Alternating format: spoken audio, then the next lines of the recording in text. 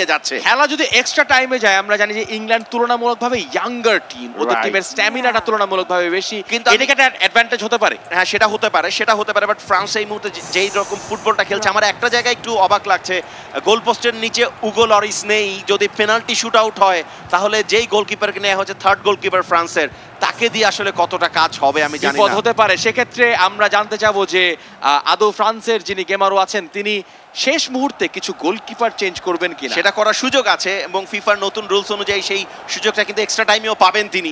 সেই সুযোগটা তিনি নিতে চান কিনা সেটাই দেখার বিষয়। এবং ফ্রান্সের আক্রমণ, উসমান দেমবেলে আবারও কাটব্যাক কেন করলেন? উসমান দেমবেলের কিন্তু ডান পায়ে জোর আছে, তিনি কেন মারেন না আমি বুঝি না।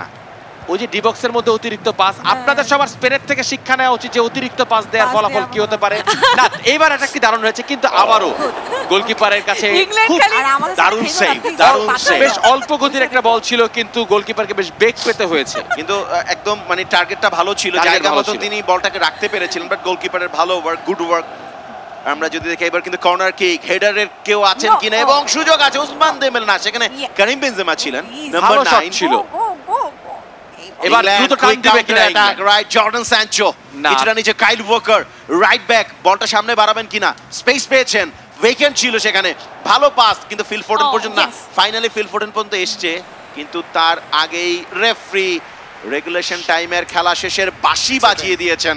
90 মিনিটের খেলা শেষে স্কোর লাইন বলছে ইংল্যান্ড 2 ফ্রান্স 2, এবং অবধারিতভাবেই আমাদেরকে অতিরিক্ত সময় যেতে হবে, আরো 30 মিনিটের খেলা হবে, এবং সেখানটাতে নির্ধারিত হবে কোন দল বিজয়ী হচ্ছে আজকের কোয়ার্টার ফাইনালে। যদি সেটাও না হয়, আমরা যেতে পারি টাই ব্রেকারে।